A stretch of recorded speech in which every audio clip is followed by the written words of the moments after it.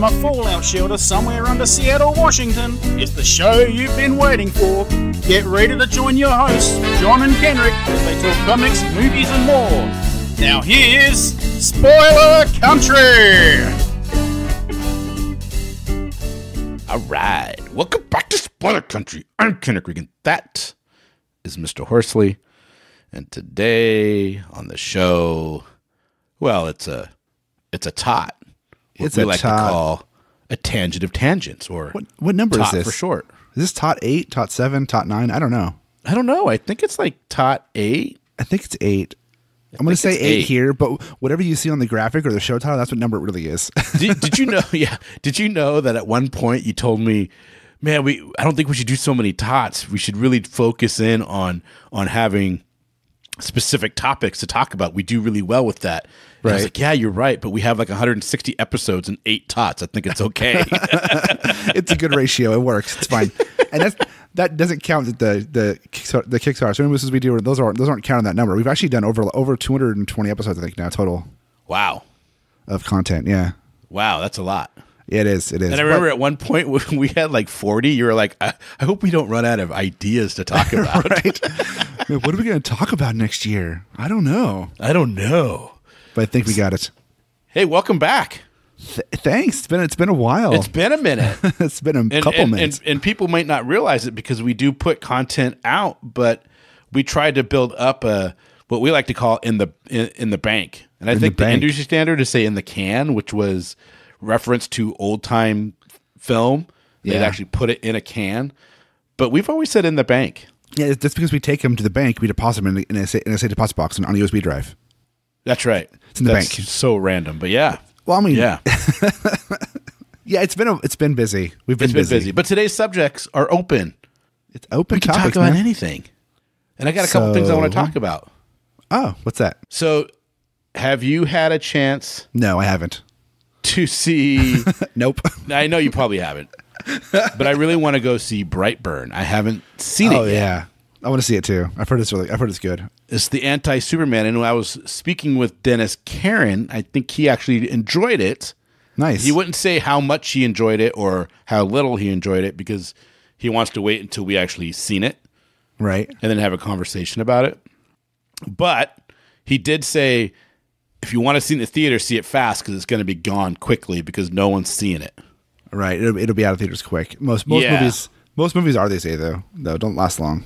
Yeah, it's just really unfortunate. It is. I remember being able to see a movie in theaters for like 6 months or more, a year. Yeah. Yeah, well, they would do that whole market thing where they'd be in your main theater, then they'd go to the half-price theater. Yeah, and the you just got to find those half-price theaters. They're still around. They're just harder to find. Yeah, I mean, it's just, yeah. That's how I saw, it's funny, that's how I saw Saving Private Ryan. Oh, is it? The yeah, theater? It was in the theater now which is now a Kohl's. Oh, no, right. But me and a friend named Heidi, we worked together at Microsoft at the time. Mm-hmm. And that's how long ago I worked at Microsoft. It was back in the 90s. That's a while ago, man. Yeah, it's been a minute. But I had no desire to see Titanic, but I had a huge crush on Heidi. She's like, I want to go see Titanic. And I was like, all right, let's go see Titanic. Anything for you, girl. Yeah, and we get there, and it's gone. And but it was there the day we had checked online. But in 97, 98, whenever this was, the online I'm shocked information wasn't always 100% accurate. Yeah, it was usually inaccurate. Yeah, because somebody had to update it. It wasn't like this automatic stuff or anything like that. That's getting somebody had to update it via somebody had to update it via the HTML code. They had to go and retype it out. Yep. And then have to worry about frames and all that kind of stuff. So no, don't marquee it. Don't marquee. No marquees. Right. So they had Titanic starting like at 2:00 or whatever, and we're like, let's go see it. So we ran up there and we get there, and it's not Titanic, it's Saving Private Ryan. But we saw Saving Private Ryan. We both really enjoyed it. It was good. I've never seen that movie either. So, you should watch Saving Private Ryan. It's good. I've seen pieces. I've seen the intro scene. I've seen like the first part of it, like the first probably 30 minutes of it. But I never. And it's funny because that's a genre of movies I like. I like war movies. I like war TV shows. But I've never watched Saving Private Ryan, and I've never watched Band of Brothers. And Band of Brothers is so good. I love that. I actually own Band of Brothers, but I haven't watched it yet. What? I got it a long time ago on DVD. Yeah. And I was like, oh, I'll watch this, and then I just never did. And it's on my list of things to watch. Oh, it's so it's really good. The production and value on that was done so well.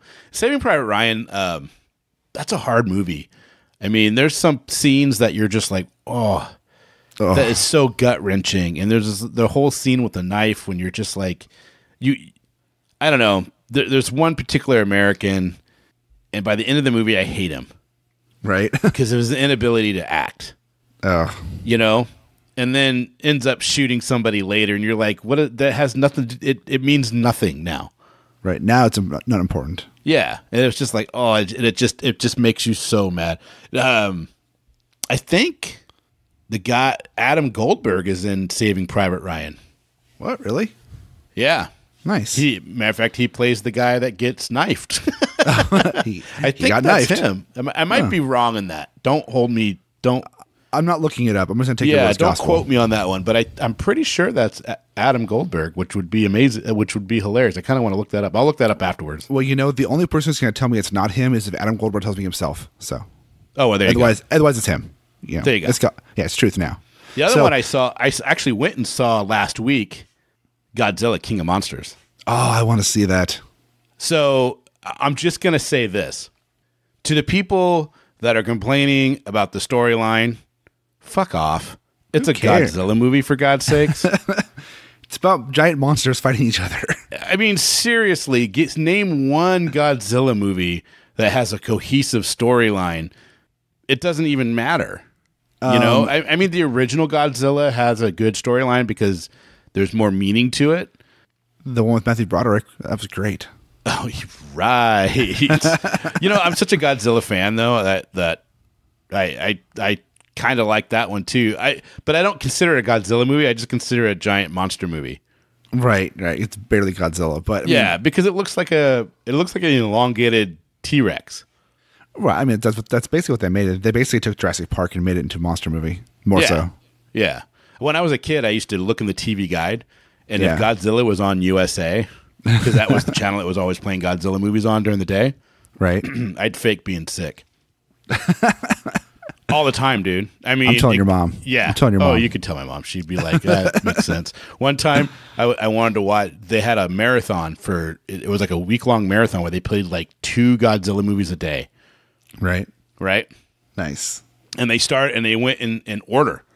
And I was like, oh my God, I'm going to watch all these Godzilla movies. So I was like building up to my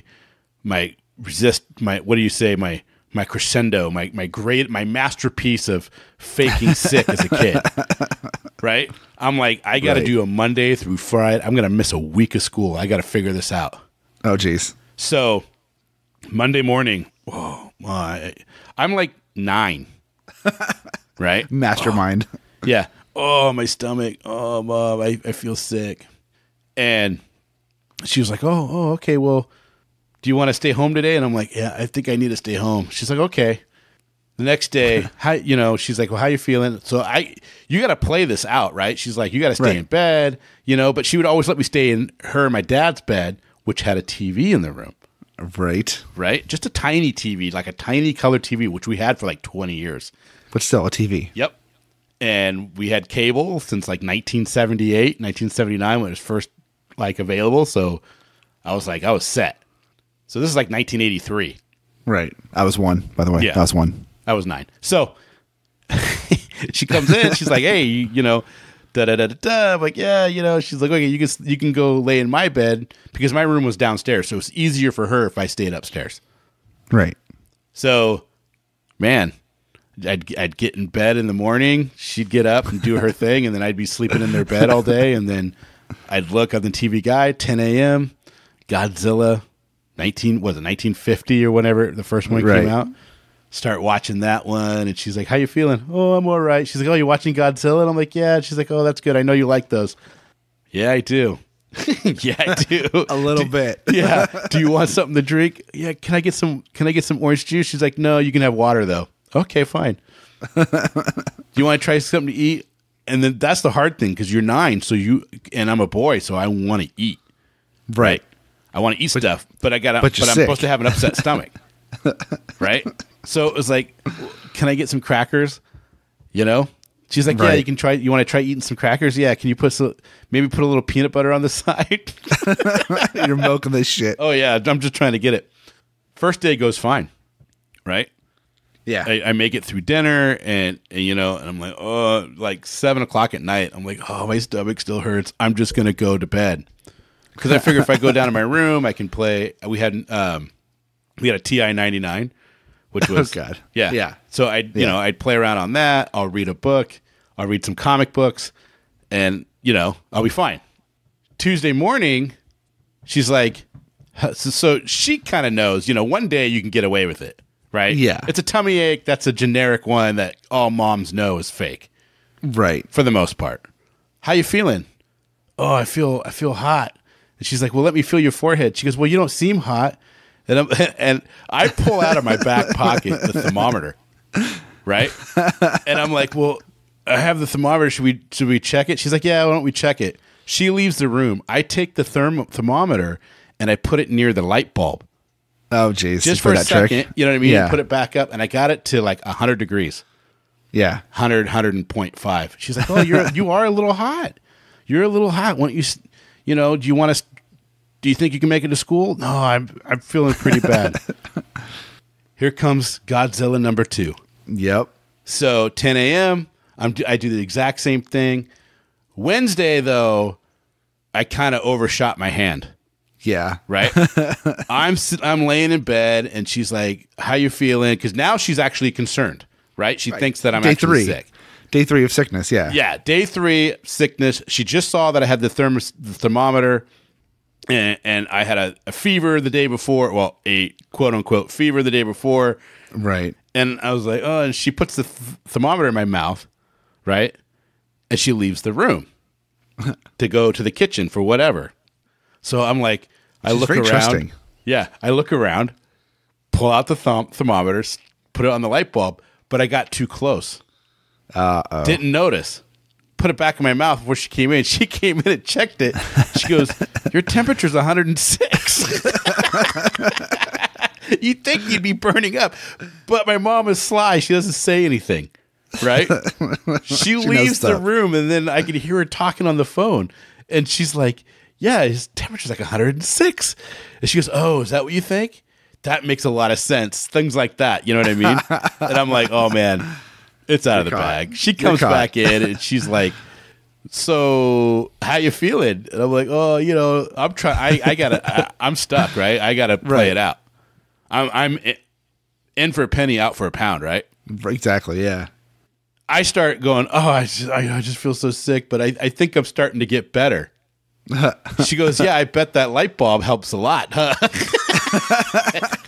And I was like, she's like, you're busted, kid. And I'm like, oh. Man. She's like, what is going on? And I'm like, Godzilla's on the TV. She's like, get your stuff. You're going to school. But you got 2 days out of it, right? I did. Well, I got 3 because it was like almost noon by the time that happened. So I ended up going. I think at the end, when time we got ready to go, she was like, there was like an hour left of school. What's the point? But did you get to watch Godzilla that day? No. Well, I watched most of it, and then she was like, and then I couldn't have, I wasn't allowed to watch any TV for the rest of the week. So that backfired. It did backfire, but it's a great story, and it's 100% true. It is a great story, but nowadays you can just watch on your phone at school. So yeah. I mean, for me, I'll always associate Godzilla with my childhood. Right. Because I loved it. And I remember one time I was legitimately sick, and my buddy Ernie was legitimately sick. And we were in 5th grade, and Godzilla versus King Kong happened to be on TV. And we called each other and was on the phone with each other watching that movie. I remember doing that as a kid. Both sick. Mm-hmm. Yeah. And King Kong wins that fight. And he was like, oh, King Kong beat that lizard's butt. And I was like, oh, no way, man. That's Godzilla. It's Godzilla. Godzilla. But yeah. I remember watching movies at home on the phone with friends, and like you'd talk about the shows together and stuff. Yeah. We're doing that. That's a good story. Yeah, I like it. It's kind of odd that the things that you do when you're kids, what becomes memory that you hold on to. Yeah, yeah. You know, I remember as a kid when there were a couple times where I was like, I just didn't want to go to school, right? Yeah. Like for the most part, I was a good kid. You know, I didn't do a lot of bad stuff. I got good grades for the most part. Yeah. But like, I remember I'd get up. My mom. So when I was a kid, about the same age, and then all through high school, like about third grade on, my parents went to work. My sister went to school, and then I got myself ready and left for the bus all on my own. From about third grade, all the way through graduations. Even then. It was young, but I mean, my sister was there. My parents would leave for work. My sister would be there for most of the time. Then she'd leave for school. Then I'd be by myself for like 45 minutes to an hour. Then I go catch the bus, Yeah. But probably about like sixth grade or so. Like there's times, and after that in junior high and high school, there's times I just didn't want to go to school. And I just like, I wouldn't. At first, I'd fake sick. Just oh, I don't feel good today. I want to stay home. I'm like, okay, well, we'll see. And she probably knew. I know my dad knew I was faking it. But there were a couple times where I just called my mom at work. And I was like, Mom, I don't want to go to school today. I'm just going to sleep today. I'm sorry. And then for the most part, my mom was like, okay, thanks for being honest. Make sure your homework gets done. Yeah, right. But it's like, I only did it a couple of times. I remember if I just really didn't want to go, I just told my mom, I was like, I don't want to go to school today. I'm too tired. And she'd be like, okay, just get your shit done. And how you react when your kids do that? No, you're going to school. Well, one, my kids try to play the game on, oh, I'm sick. Wait, well, if I stay at home, I could do all of this work for you, blah, blah, blah. I'm like, no, just go to school. If I stay at home, I can do it. Because they won't do any of it. I know they won't, because every time I say yes to that thing gets done. Right, and then they just want to play Xbox or watch YouTube Kids or YouTube or do something else. Or just do nothing. There's so much distractions nowadays compared to when we were kids. I know. Like, people used to make fun of me for being lazy all the time, and like, I was a big kid growing up, whatever.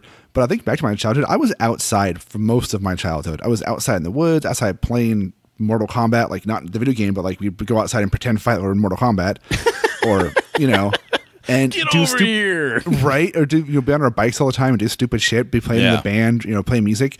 I played video games and stuff, but not very often. I mean, I did like when it was cold and rainy out, I'd be drawing or writing music or playing games, but if it was sunny out, I was outside. Yeah, we were outside a lot growing up. A lot. Yeah.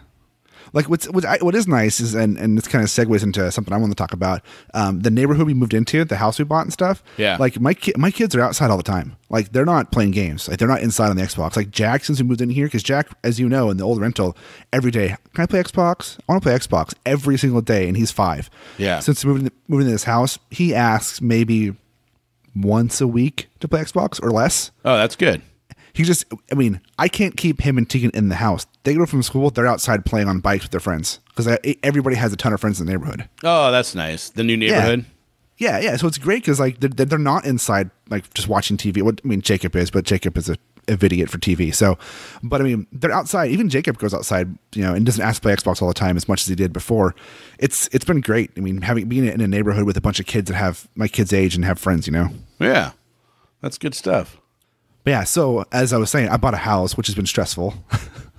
It's been fun unpacking 3 years of shit, but it's been kind of chaos too. Yeah. Do you get an office? It's not really. I gave my office to Cody, so Cody could have a room because when we first moved in, we had Cody and Jacob sharing a room. Yeah. But I decided to give up my office and let Cody have the room so they could have their own space because he's 16 and Jacob's 13. Right. So I have a desk. I have my desk and my art table set up in my bedroom, master bedroom. Cody will be venturing out here pretty soon too, and you'll get that back. Yeah, he's 16 and a half. So. Yeah. It's crazy. Yeah, so I have my desk and stuff is in my bedroom, and then I have the garage, which I'm working on. Putting a cubicle in?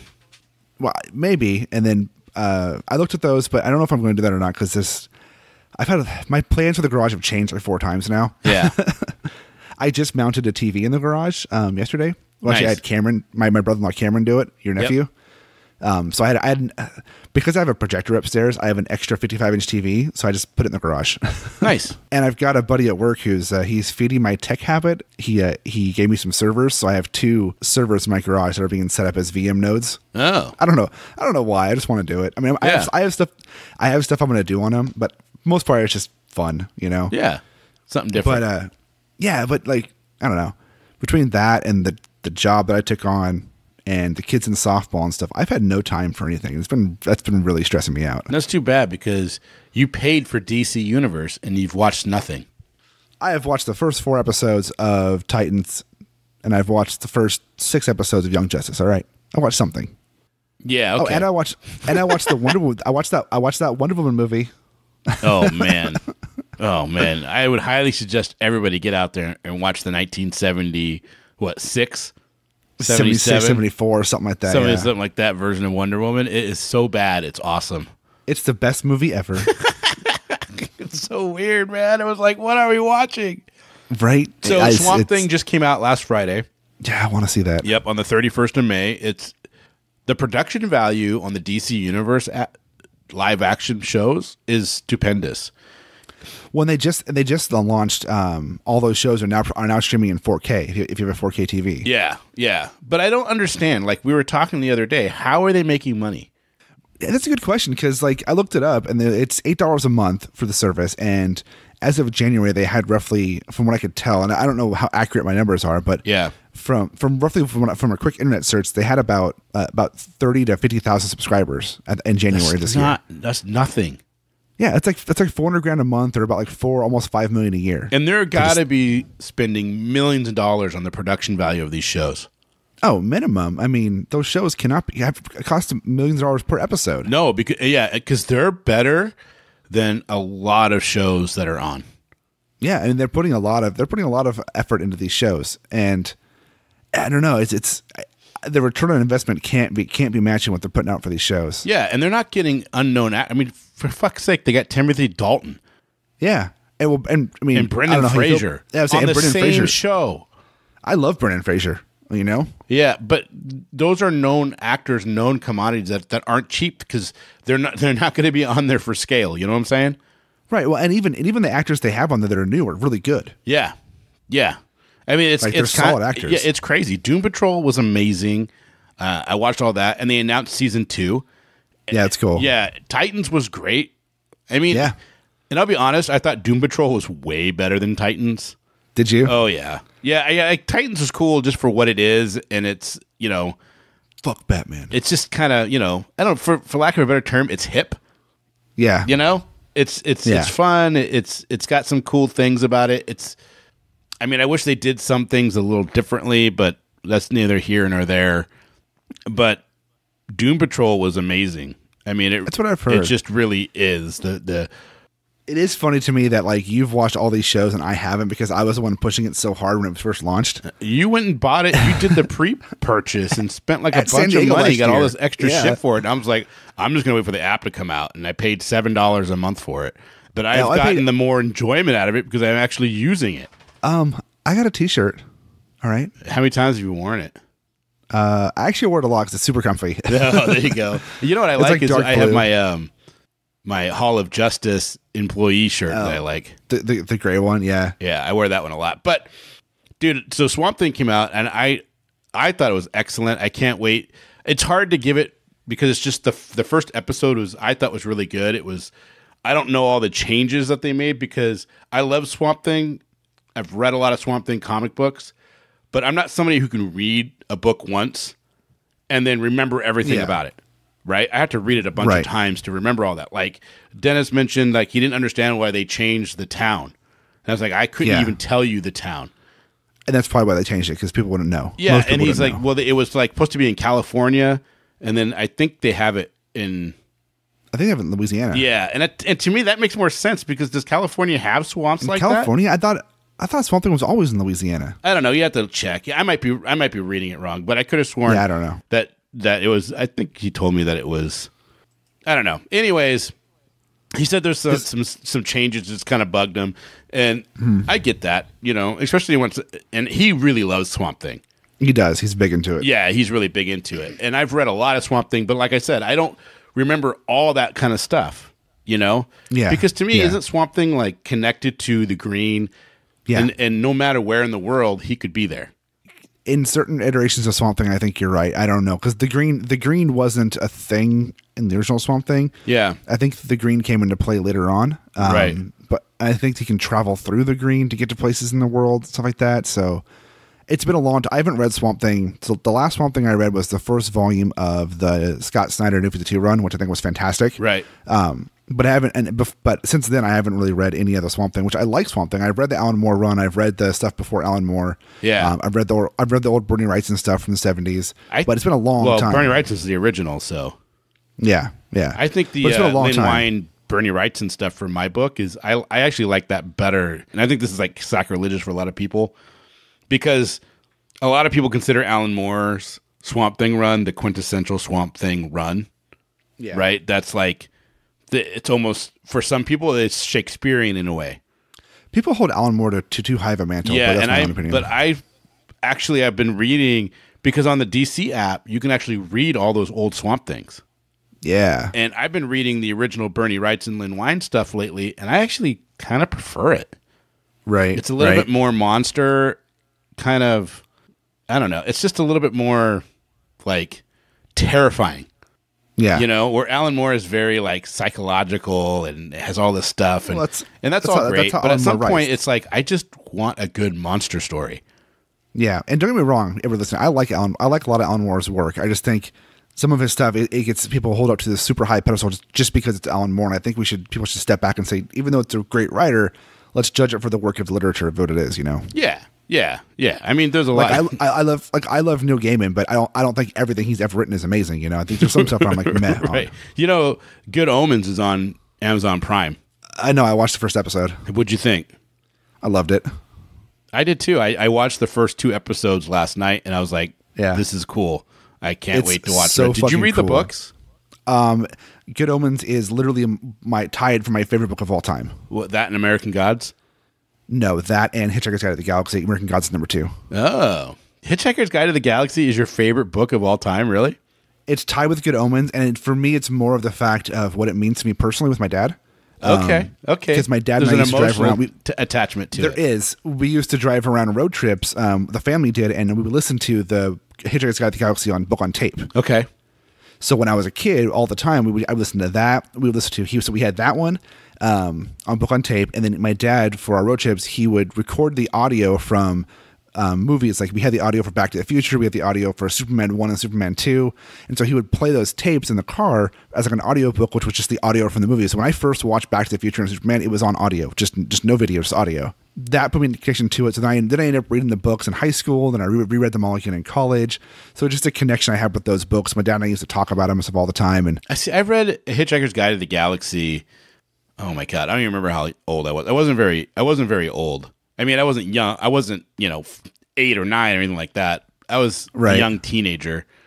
But I loved okay. So this is gonna sound just say it. Stupid.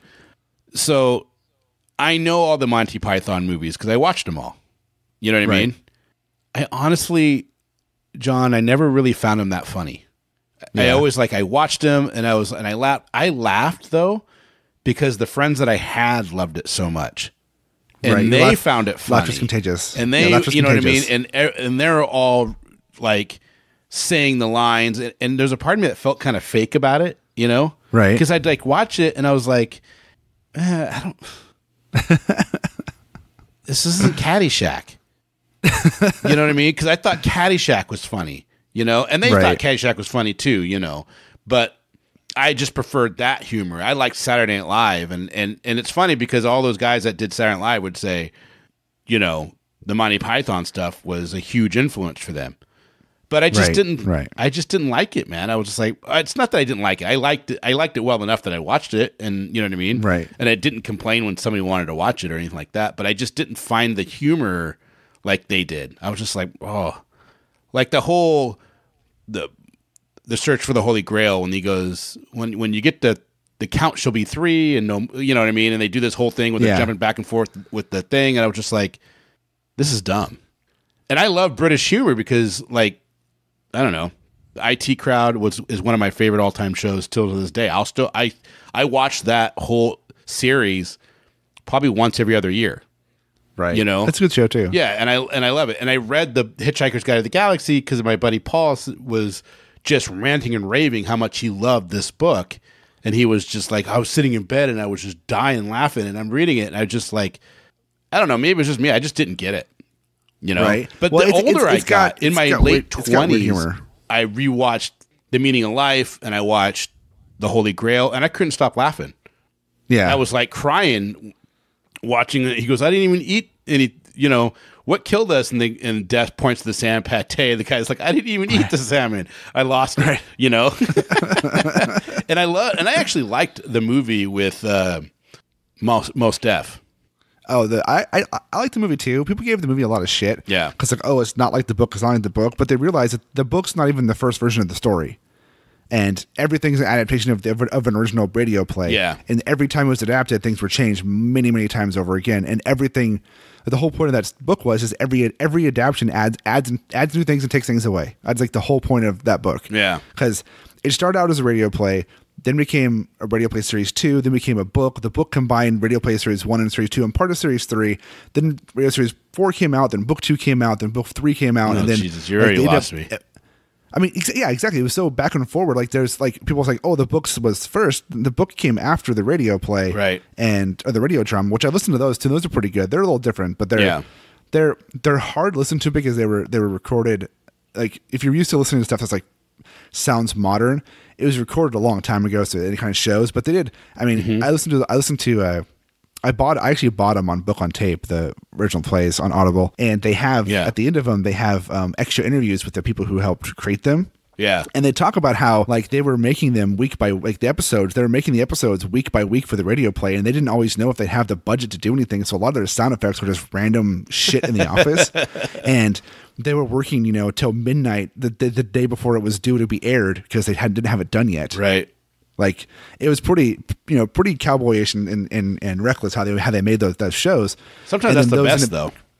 Right, and they came out. I mean, and they are genuinely funny. If you like the Hitchhiker's Guide to the Couch, they are genuinely funny and follow the thing. And the actors who did the voices for them is great. Yeah, and even some of the interviews they have, the actors come back and talk about the experience they had. But yeah, and then the book is the book, and then when the movie came out, I was like, well, the movies, and there was a BBC miniseries too, which was different from the book. And when the movie came out, I was like, well, the movie's going to be different because they're always different. Yeah, and as it should be. That's the beauty of it. Yeah, and one thing people need to stop doing is trying to say everything needs to be exactly like the source material. I'm like, no, you have to respect the source material, but making the changes to the different medium is important. I'm sorry, man. That whole scene where they're running through thing and the shovels are coming up and hitting them in the face. Yes, I was dying. I saw it in the theater and I almost fell out of my seat. I was laughing so hard. Because that scene is a good example of the thing where they do something so much it becomes unfunny, but then they keep doing it and it becomes funny again. Yeah. Oh, that's comedic genius. Yeah. When you could do it where it cracks you up and then it's like, okay, get over it. But then it just becomes funny all over again. I loved it. I absolutely loved it. But the thing is, like, what is it? Is it the number 42 or the number? Yeah, 42. Yeah. When you and Kevin Joseph were talking about it on that episode with Kevin Joseph, if you haven't heard it, go back and listen to us talk about it's episode 42. Episode 42, yeah. I didn't get it.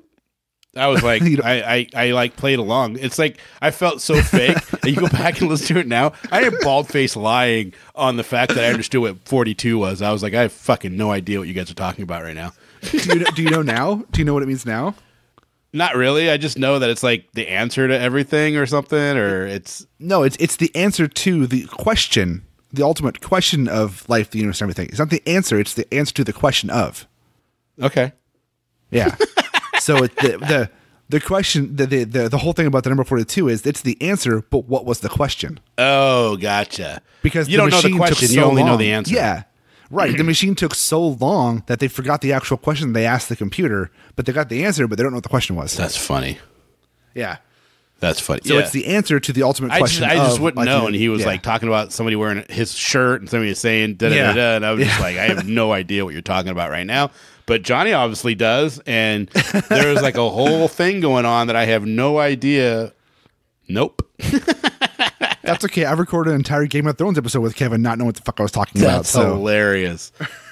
That's hilarious. But I was but unlike you, I was forthright with my unknown knowledge. Yeah, yeah. Well, I just felt. I mean, honestly, because we do a geek podcast. Yeah, and I love the genre of everything that we do.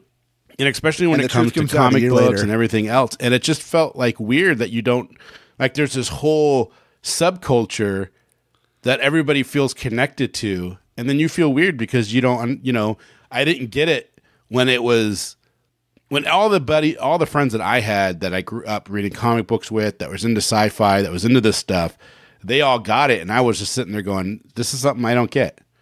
Right. But at the same time, they all started playing Magic, and I didn't get that either. I was like, I've always been honest about that. I've never been a big Magic fan, and I try looking at it. I watch people play it, and it looks like they're having fun. But then I sit down and try to play it, and I'm just like, I don't like this. This is boring. Well, I mean, I get that too. I mean, I love Magic. Yeah. But there are certain things where I'm like, people play it. I'm like, yeah, it looks like you're having fun, but I don't want to do that. Yeah, and then by the exact opposite, I feel like I watch somebody play something or do something, I'm like, that looks so boring, and then I play it or I do it and I'm like, oh my god, this is so much fun. Like Settlers of Catan. Yeah. Oh yeah. When I watched somebody play that, I was like, that looks incredibly boring, because I'm not a Risk fan. Right, but it's not boring, it's fun. Yeah, but it was fun. Well, like right now we're playing, so we bought the Harry Potter Battle at Hogwarts deck building game. Okay. Right? And it's where you play through. The game has 7 different games you play. So you start year 1, you go through the different years of Harry Potter. Interesting. And you take turns and you have to like defeat locations and defeat the bad guys and like learn spells and shit and buy stuff. But like when you play it, it's so fun, and that Cody, my 16-year-old, is playing with us, and he's enjoying it and enjoying playing the game with us, which is a big deal if you have teenagers. Yeah. And so we have on our table in the dining room. We're on game 7 right now. If we've beat the first 6 games, we're on game 7, so we're 1 game away from winning. And how long does it take you to play this? Oh my god, we've been playing for over a month. Each game takes about, so the first 3 or 4 games take about 45 minutes to an hour to play. Yeah. I think game 6 took us 2 hours to get through. Yeah.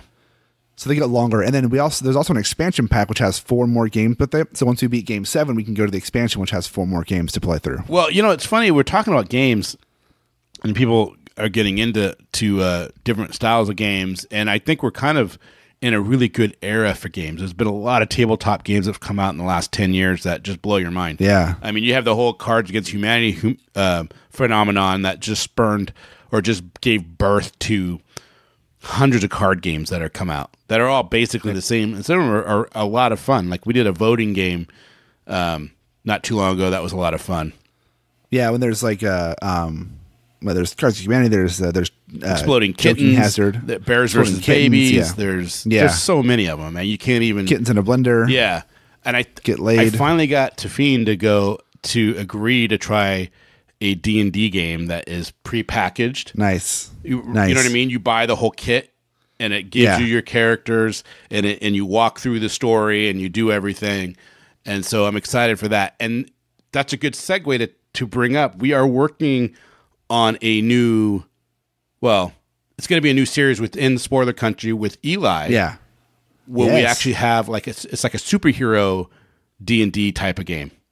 Eli from the Not So Crazy podcast with Blizzard the Wizard and Eli. Yep. Eli Serrata. I'm never just Eli. Yeah, it's just Eli. Yeah. And Blizzard the Wizard. Eli's awesome. Eli's awesome. Yes. You probably have heard him on our podcast many times. On Avengers. Yep. When which movie came out? Infinity War. No.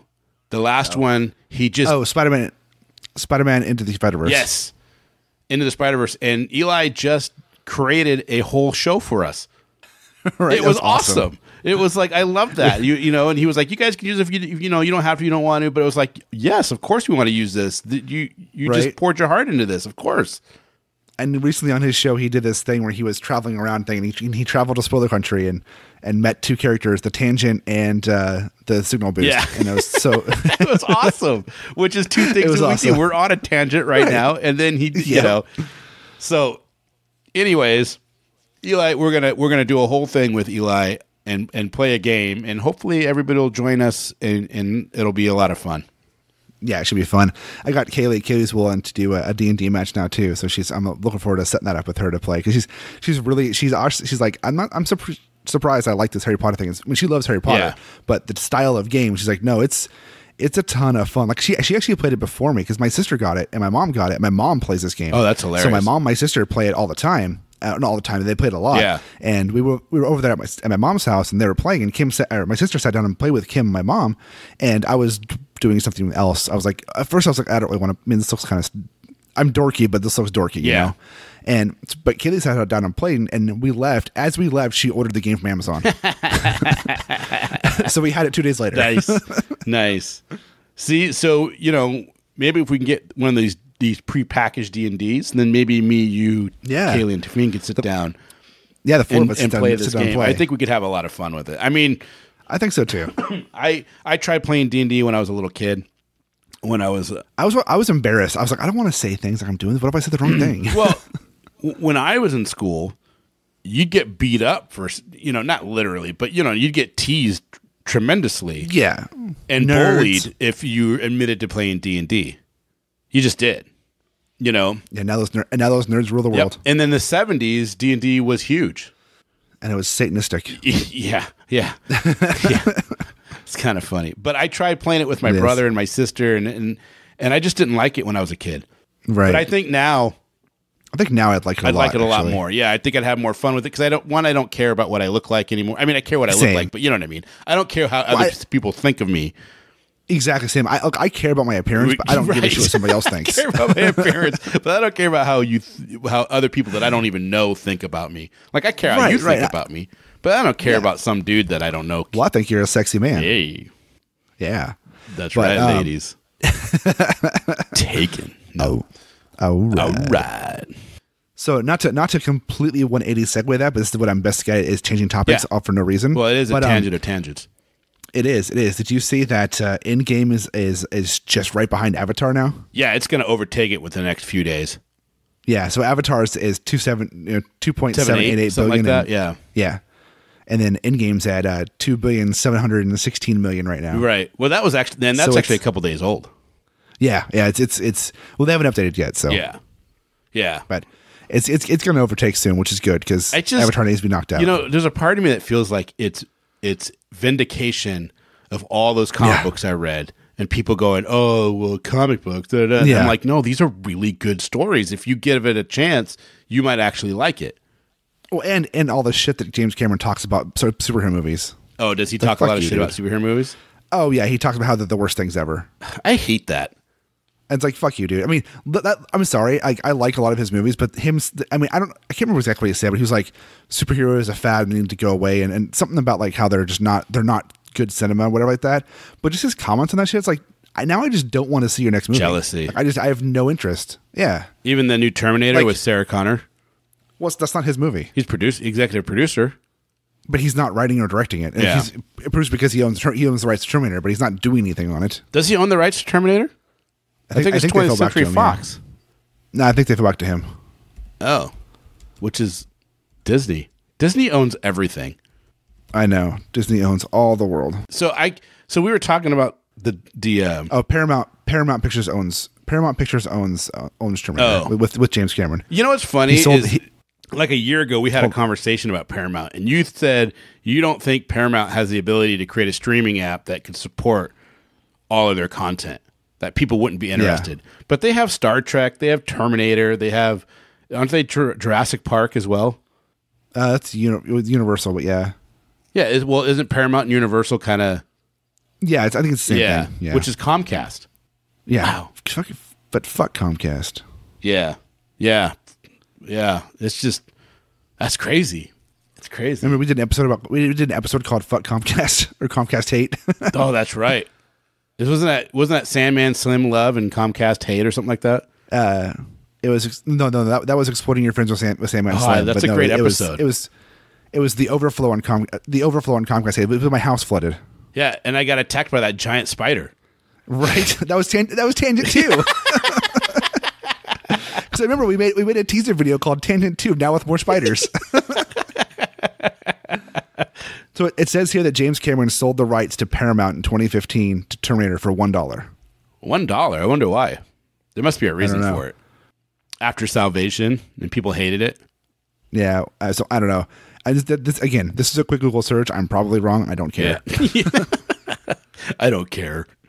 I'm wondering though, because we were talking about the DC app, the DC streaming app, and if you love DC comic books, you definitely need to at least check it out. And if you just like good TV, you got to watch Doom Patrol. You got to. It's so good. Got to. Yeah.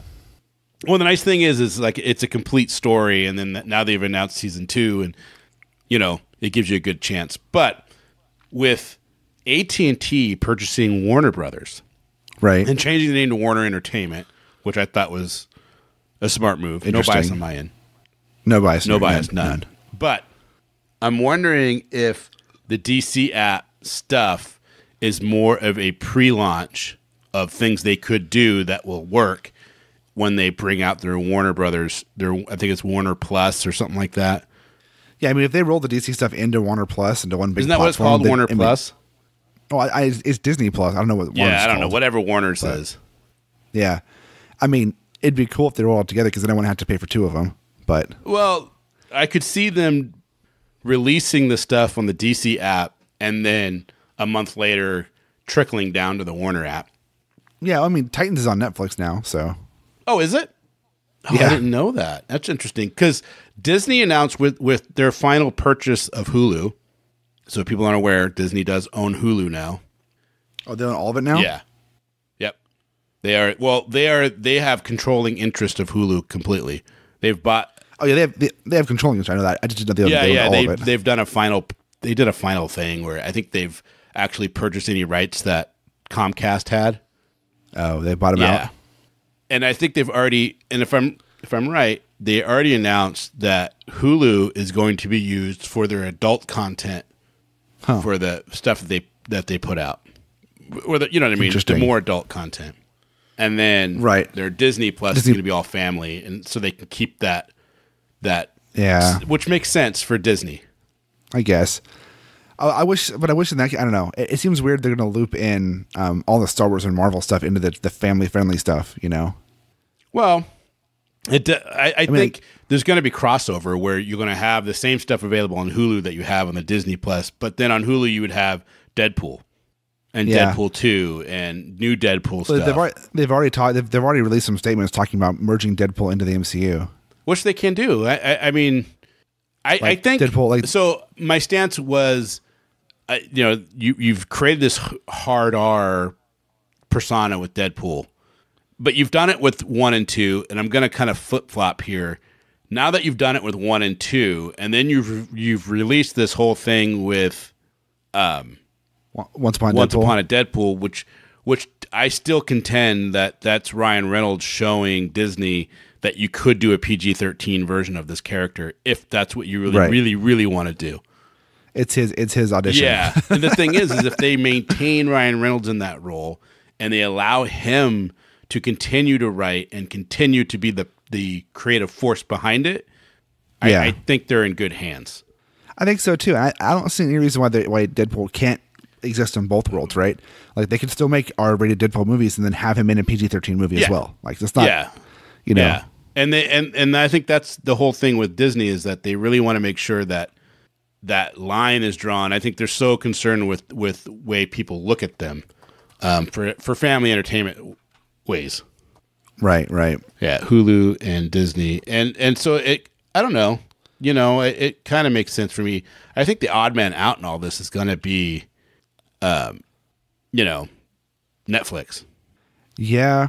I mean, but Netflix puts out some I mean, they still put out good stuff, but they're not, I mean, Disney's going to pull all their shit from Netflix, and then as soon as Warner Bros. Has theirs out, they're going to pull all their stuff off Netflix. So yeah. But I mean, is it gonna matter? Because Netflix basically prints its own money right now, so it can get the talent behind to make good quality shows. Right.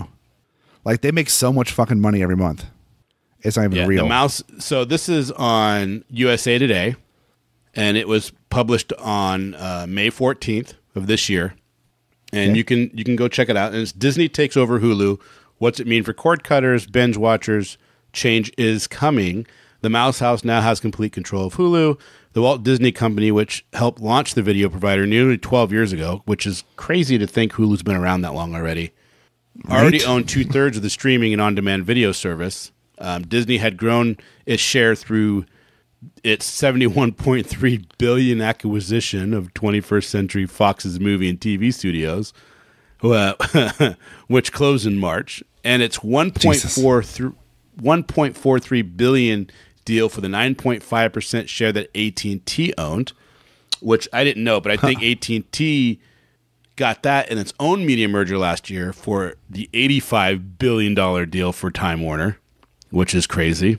Right. That left Comcast, which owns NBC Universal, as the only remaining non-Disney Hulu stakeholder, holding 1/3.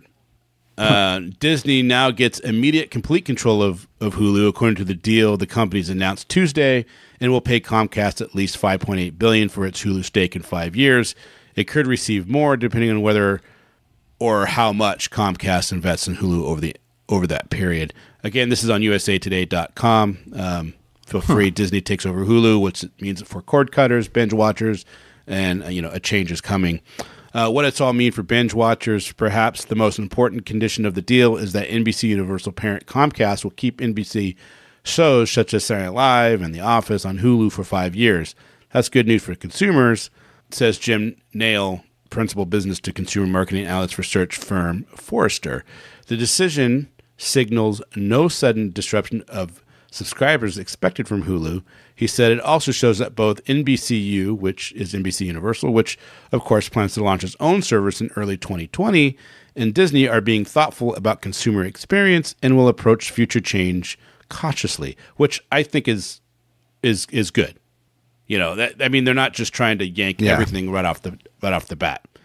With control of Hulu, Disney can eventually offer a customizable bundle of video services direct to homes. Remember, it has a Disney Plus subscription service stocked with Disney and Pixar films, as well as Marvel Star Wars movies due to launch November 12th for $6.99 annually, which is an amazing price.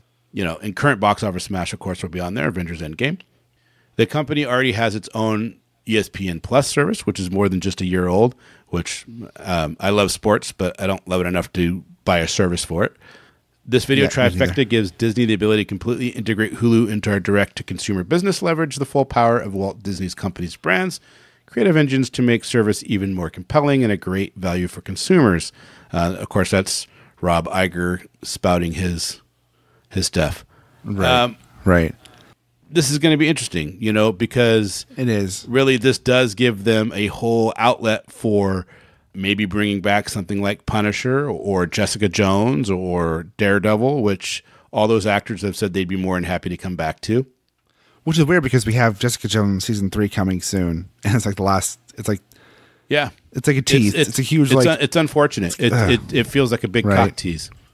Right. Like I'm excited for it, but I'm also like, damn it. Yeah, because and the thing is it was written and directed and shot with the idea that this was the last season. I mean, I'm sure they knew. Like they knew when Disney was buying it out that they were gonna pull it. It's weird. I don't know how well those. It's unfortunate because Netflix doesn't share that information.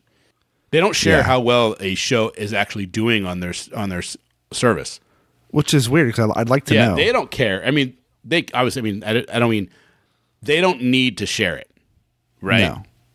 No. It just sucks when you're passionate about something and it gets pulled and you don't know why. At least when it's on NBC or CBS or, a broadcast station. Right. You know why? Because it's not getting ratings. Or even cable. The ratings were so low they couldn't support it. Okay. That makes sense. Right. But, Netflix is going to do what Netflix wants to do. They were there for a brief period of time, worth more than Disney. That's obviously gone now. Has it gone down? Well, I don't know if they've gone down that much, but they're definitely not worth more than Disney anymore. Huh. I thought they were like a couple months ago. Yeah. But they've had some hits. I mean, I'm sure. I think that was actually last year. And I'm sure it's been a while. That once the Fox merger deal with Disney was complete, that just went out the window. Right. But it's going to be interesting to see how this plays out. And I'm hopeful that we get some more, I don't want to say adult-oriented comic book content, but I hope we get some more adult-oriented comic book content. I don't want to say it, but it's exactly what I want. Yeah. I don't want to say I don't like that guy, but I really don't like that guy. That's like my go-to thing to say to people. Right. You know, I don't want to tell them to shut up, but shut up. Right. Yeah.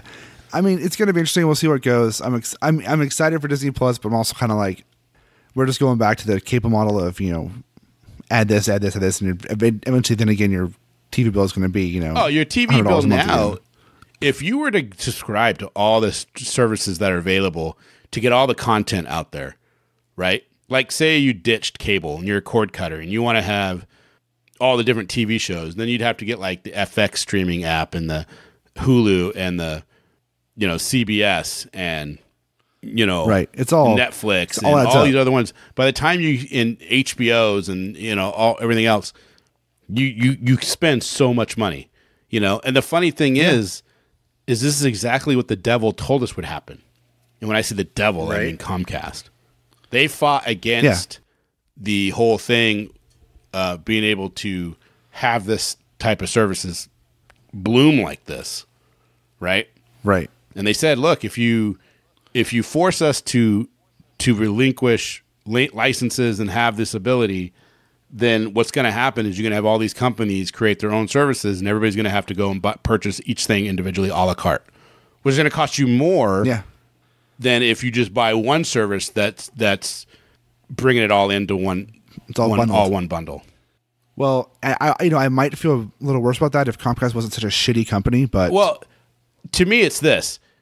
Comcast has to bid in certain areas to provide the cable experience, right? You could have the problem is there's just no local companies except for somebody like Wave that's just big enough to purchase out small areas, right? Because they have what's called a government-controlled monopoly, and they bid for those areas, and then they went out, and then they are your only cable provider. And the problem is the government, to me, should be saying, look, you can't charge more than this. And you have to provide a certain level of customer service that they don't. Well, it's like if you're gonna force us to only have one option, then they need to be forced to do certain things. Yep. But I don't know. I kind of go back and forth. There's a little bit of socialism in me, not a lot. I don't want anybody to get like think of things, but there's certain things that I think should be inherited nowadays, because you can't live in today's society without having access to internet.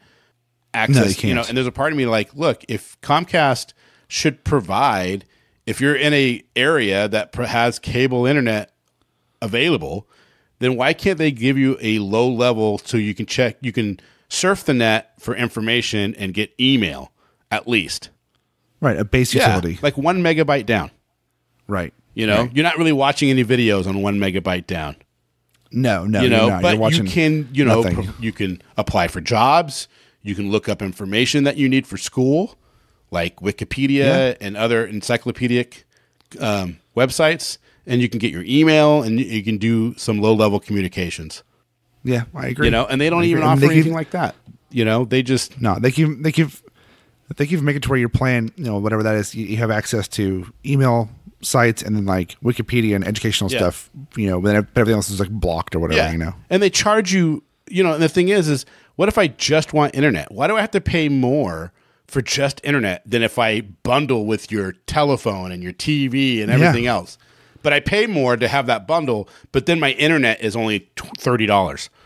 Yeah, I pay more. I pay more just to and have a phone line. I pay less and have a phone line than I would if I didn't have a phone line. Yeah, that doesn't make any sense. I don't want a phone line, but I have one because if I don't, my bill is $20 more a month. I did the same thing. I had a phone line when I had Comcast, and I just never plugged a phone in. It just was there. We finally did in the new house here for the kids, right? For the house phone. But I mean, we've had a phone number for years and just never used it. Yeah. Well, the thing is if you just have internet, you can just get Google Voice and plug a phone in. Yeah, it's super easy. It's just so stupid. Well, I think we've come to an end of a show. Yeah, I think that's a show, man. I think before we go, I want to say happy birthday to my friend Stephanie Diamond over there on the East Coast. Happy birthday. She listens to our podcast every single week. Nice. Thank you so much. Thank you. That's awesome. So there you guys go. We're Spoiler Country. We're here We're heard. We're heard. We're heard. We don't be heard. Everywhere podcasts are heard. We're on all the social medias. And I think we have a voicemail, but I'm not sure. We do, and I know the number now. It's 707-656-2080. Again, 707-656-2080. Call in and leave us a voicemail. What your tell us a quick story about something random. That's what I want to hear this time. Just something random. And, something random. We have an email box, spoilercountry@gmail.com. Shoot us an email. We'll get back to you eventually. We have like 80 emails in our box, and neither one's touched in a while because we've been so busy. But we'll get to it sometime. Tell us your grossest story. What's that? A grossest story? You can listen to those. I'll listen to, whatever. We have a website, scpod.net, where we have all of our podcasts up there. We have articles. We're working on getting more content up there. We've got Casey on board now. We still have Jay Roach writing articles. So we have good stuff there. And that's all for me. I'm going to go pass out. There you go. Don't forget to open the mind. Read more.